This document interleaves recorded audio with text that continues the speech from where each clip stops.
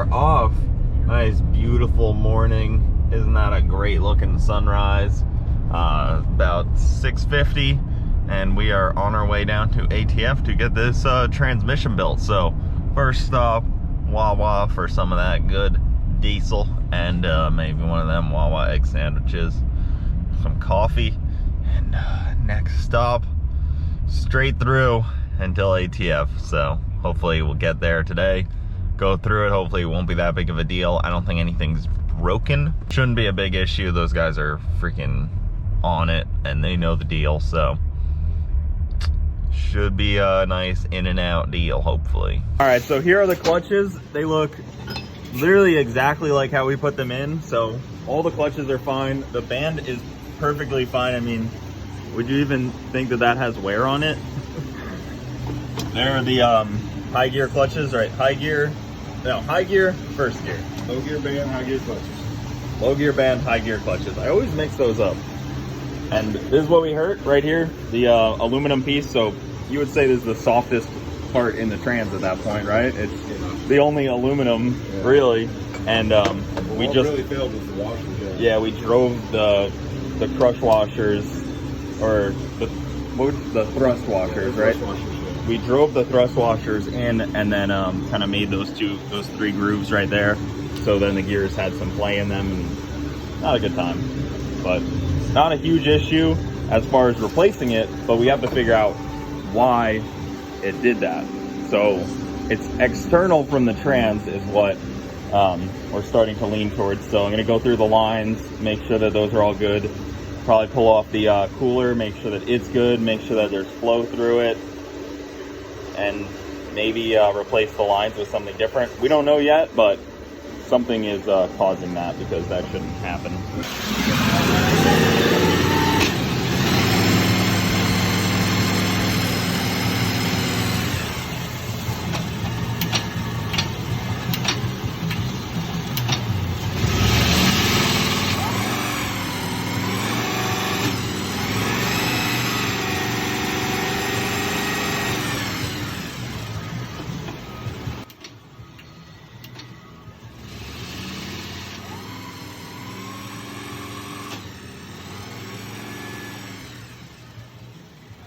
All right, well, we are back in the shop. Time to put this transmission in. The underside of the car is clean. Transmission's in the bed of my truck. They also unbolted the converter, cleaned out all the metal. That's what's nice about the bolt together converter. You can just take it apart, check it over, put it back together. Super convenient on that deal. So transmission in the bed of the truck. But first, I want to try to make sure that I got everything out of this trans cooler that I can. So the nature of these trans coolers is they are tube style like this. They have fins, but they're actually tubes. So they have big holes in them. It's not like a radiator where it's very little holes where things can get stuck. So I think I'll be able to clean this out pretty well. I'm gonna see what I can do, use some brake clean, use some compressed air, and see what we can get into a bucket, see if we can get some flow. I don't know. I have a couple ideas, but try to clean it out. Definitely want to clean out the whole lines. Jason is pretty convinced that it's something external causing this issue of lack of fluid in that one spot that I showed you guys, where the rear planetary is just getting chewed up. He thinks that that's a lack of fluid. We went through so many different possible scenarios of why that could be happening, and that's kind of the best guess. So I'm gonna try to clean this out really well, and that's about it. Go from there. So I'm gonna take both lines out right here, start spraying one down with brake clean. This is my preferred way to do this too, guys. So you take a rubber glove and just zip tie it around there so everything leaks back into the glove, makes it nice and easy. So he was saying that some line will break down or start to close up when you run trans fluid through it, but this line is designed for trans fluid. I mean, obviously what I'm told and what could actually be the truth can always vary, but I like to believe that this line is good enough for trans fluid. I'll probably end up upgrading these lines to something a little different, some kind of PTFE, but this theoretically, and from what I'm told and seen, this line should work, but I don't always trust that kind of stuff. So I'm gonna go through it, see what I can figure out, and go from there. And also, these two lines were replaced after last year's TX2K when we had the fire. These two lines were replaced, so they haven't been in here a crazy amount of time. You know, they've been in here about a year. All right, man, everything's got trans fluid on it today. Every lens, my camera, my face. So, got the trans out, got it on the trans jack here. Huge thank you to ATF again. They just crushed it on this thing. Got it back together within just a few hours. I'm just here getting it dressed, put it in the car, and we can, you know, be back to running driving. So, put my breather mostly on, and then put the trans mount on, and then just got to get it close, start cranking it up, slap the converter in, and this thing should be ready to go back in. Just the two cooler lines is super simple, really. Not heavy, you can just lift it right in. So ready to put this thing in. I'll let you guys enjoy the show.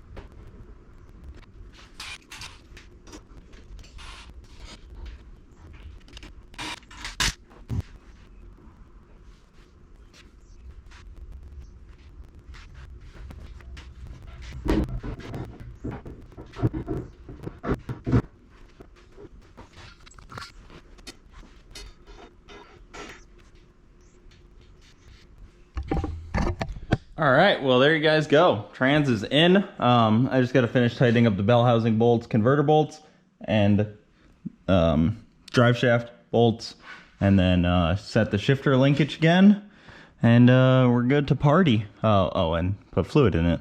Yeah, but other than that, we are all good to go. So I'm gonna finish up this, and then lower the car down, fill it up, and take it for a drive. Make sure everything feels good. All right, so I got some Texas prep. So I got some spark plugs. I'm gonna gap these, keep them with me. Got some different heat shielding to try out, a couple different kinds for vacuum lines and whatnot, and wires and everything. These picks came with the O-ring kit. I ordered 2 O-ring kits, one metric, one SAE, one metric, so kind of cool. These are pretty reasonably priced. And then I ordered a jump start deal battery starter. I've used one of these before and they've been pretty good. This is kind of the smaller one, but I just wanted something to keep with me in the truck for traveling because you never know. So charge this thing up and put this stuff to use. My truck is clearly in Bowser's way. He was trying to go under it. It's basically just rubbing up against the diff. Hey, come this way, dude. You can't go that way. Like, what are you thinking? So stubborn. All right, well, the Camaro trans is back in. Everything is bolted up and tight. Shifter linkage done, Loctite and bolts put in on the converter. Belly pan back on. Just got to lower it down, fill it up with some fluid, and we should be back ready to freaking drive. I didn't actually get this. I'm still missing that sensor. So I need to get a temperature sensor. I want to get a pressure sensor too, but just temperature for now. But yeah, everything's good. Just got to fill it up. Super easy to put this thing back in. Really only takes me like, I don't know, I think it took like 40 minutes to get it back in, and then probably another like 30 minutes just to button it up. And I wasn't really rushing or anything. I was kind of just chugging along, taking my time, making sure I did everything right, making sure nothing was pinched or anything weird. So pretty much the whole deal. So I gotta run out and get some fluid because I don't have any trans fluid. So go out and grab something, and then this car should be ready to freaking go. So that was super cool. So glad that that was only like a couple days of being down. Honestly, probably could have done Texas with the trans like that, but it may have let go, but hard to say. Now we know that it's fresh, tight, and ready to freaking rip. Oh man, well, this is kind of a boring, tedious job. So spark plugs night. So there's 2 sets of spark plugs here. And I have to pre-gap them all to 020 for the 2J. See, I made this little block, just a simple little spark plug holder. 2JZ, 020, BKR9EIX or whatever. The spark plugs I run. BKR9EIX, so just to keep it simple so I remember, not that I could really forget. And then I made this with 2 rows of 6, so there's old and new. And then I got my spark plug tool over here. So this is a plug gapping tool, got this from UPR. And then this is another tool, so I use this one and this one together just to double check. Makes it nice and easy, so you just figure out which one you're going to use. The 020 one right there, and that's it. So time to get to gapping. And these spark plugs, if you guys didn't know, they went up a lot in price. They are $10 to $14 a piece depending on where you get them, and they're not always easy to find, these good ones. So definitely something. All right, I'm gonna lay all these out. The large bird is back. How you doing, buddy? All right, here's a good photo of it. Who can identify that bird? Is it a Cooper Hawk? All right, well, just going through the data here. Just finished up kind of checking over everything, seeing some weird, just seeing some stuff, seeing what I can see, you know, that whole 9. I was looking at the time slip and comparing the data to it, and I lifted on that pass 8:07. This is when I raced that MR2. I lifted at 7 seconds into the run. So 7 seconds into the run, I was out of the throttle and the parachute was starting to deploy. So kind of a interesting, funny deal. It still went 8.0 at 156. I, audibly heard where the other car was, so I just made the conscious decision to get out of the throttle. Definitely don't recommend that, but sometimes it works out for you. I was just was coming through the traps and I felt, let me just get out of it here. So I was just worried about the health of the trans, trying to save it a little bit, and if I could be off the throttle for another whole second, at the top of second gear. I figured that could save me a little bit, and that was my conscious decision. So definitely a reckless move. Wouldn't always recommend it, but it worked out. So that's gonna do it for this video, guys. It was a whole hodgepodge of stuff, but got a lot done. Got the car back going, put some trans fluid in it last night, so it is ready to race. But that's gonna do it, guys. Thank you for watching. Keep it saucy. I'll see you next time. 9,999 miles on the odometer. We are about to roll over 100,000 miles on the truck. It's a 2017 GMC Denali 2500, and we are about to hit that number. Oh man. Oh man. Oh, I just realized that I've been filming this thing going 87 the whole time. Don't go 87. I mean, that's the speed limit, but you guys know. There it is, 100,000.